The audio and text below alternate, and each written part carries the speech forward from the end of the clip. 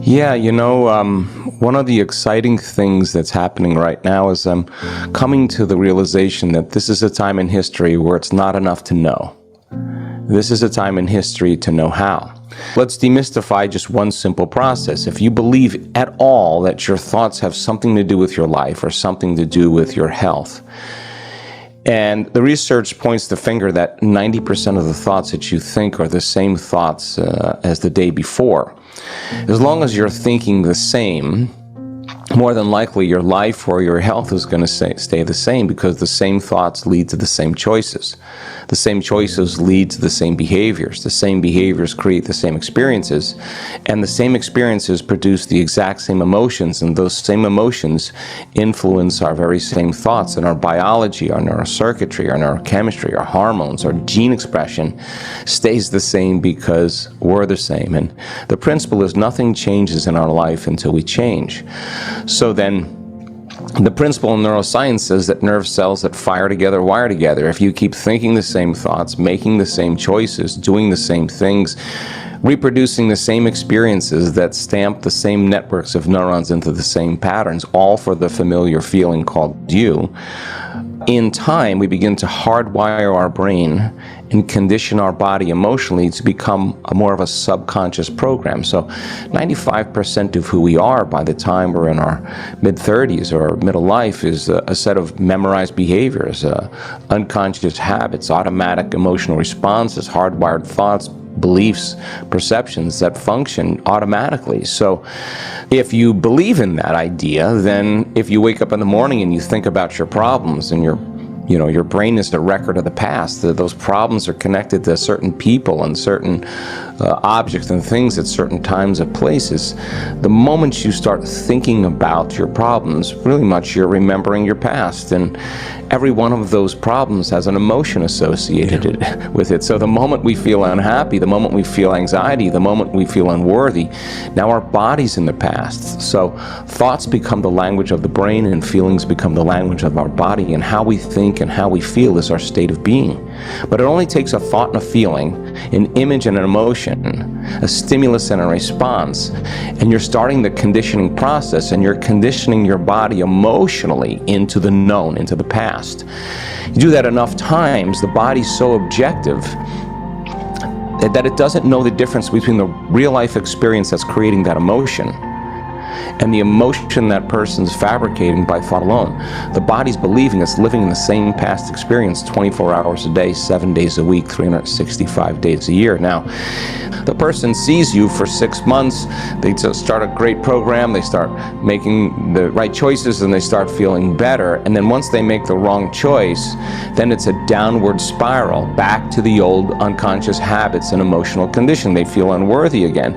And they return back to your clinic, or they return back to your consultation, and they come back with the same exact conditions. And the simple solution is, because you return back to the same personality, and you're feeling the same emotions, and your body's back to believing it's in the same environmental condition. So if your personality creates your personal reality, and I believe that, and your personality is made up of how you think, how you act, and how you feel, then the present personality who's listening to this podcast has created the present personal reality called their life. Not your ex, not your parents, not your boss. You create your life.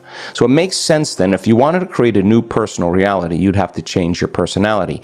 In other words, if you want to change your life, you have to change, and nothing changes in your life until you change. So then this first step in change then, 95% of who we are is a set of unconscious thoughts, behaviors, and emotions. Then the first step is to become conscious of your unconscious thoughts, to become so aware of how you behave. Do you complain? Do you blame? Do you make excuses? Do you judge? Are you aggressive? And then look at the emotions. What is this emotion I'm feeling? Wow, this is guilt. This is sadness. This is victimization. This is unhappiness.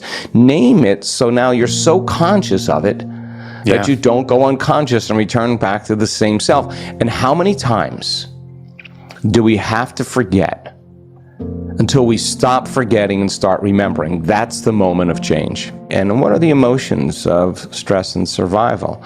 Aggression, anger, hatred. competition, judgment, insecurity, envy, jealousy, pain, suffering, guilt, shame, fear, anxiety, depression, hopelessness, powerlessness. Those are all derived from the hormones of stress, and psychology calls the normal human states of consciousness. Those are altered states of consciousness.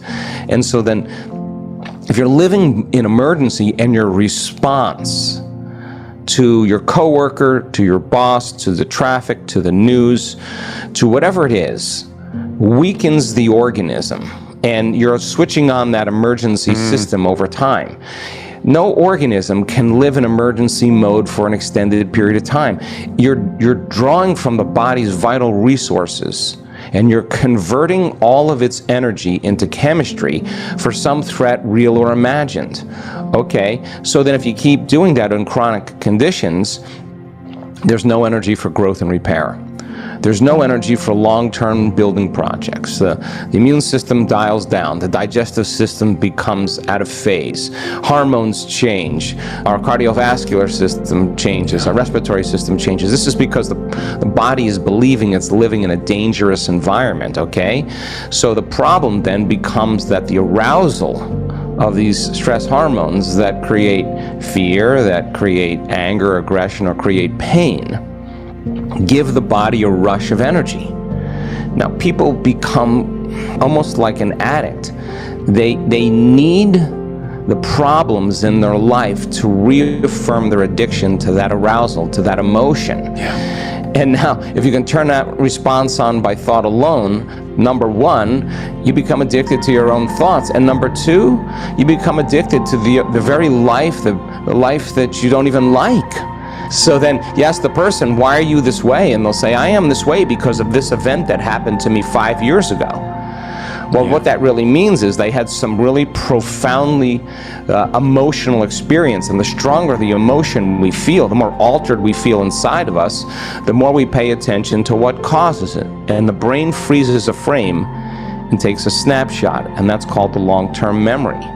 And so then that person then is altered biologically from that trauma, from that event. And what they don't know is every time they remember the event, they're producing the same chemistry in their brain and body as if the event was occurring. Okay, well then you tell the person, why are you this way? Well, then they'll tell the story about how it happened, and the research on memory says that 50% of that story, the way you recount it, is actually not accurate. It's actually not the truth. That people don't have the same brain, so they embellish the story to excuse themselves from changing. And if they make it more difficult, or they add more components to it, then now they'll reaffirm their identity in being a certain way. That story becomes very important to them. And they believe it, they behave it as it, and they ultimately become it. And so then can you use those same principles and begin to start to manage your inner world? And by regulating, taking the time before you start your day and say, okay, before I grab my cell phone, before I get up and run through my routine, you know, my automatic routine where people are on automatic pilot and a habituation of what they did yesterday, and their body's dragging them into the same predictable future based on what they did in the past, and they've lost their free will to choose, to become conscious to a set of automatic programs. Well, if the familiar past is the known and the predictable future is the known, there's only one place where the unknown exists, and that's the sweet spot of the present moment. So if you said, okay, let me get present here, let me remind myself of those thoughts I don't want to think, let me remind myself of the behaviors I want to change. Let me review in my mind the emotions that caused me to move to a lower denominator. Let me become so conscious of that I won't go unconscious again. Let me remind myself who I do want to be, how I do want to think, how I do want to act, how I do want to feel. And let me see if I can get so good at doing this with my eyes closed when I start my day that I can do it with my eyes open. Now, this river of change, you know, people say, I can't predict my future. Well, the best way to predict it is to create it, not in the known, but in the unknown.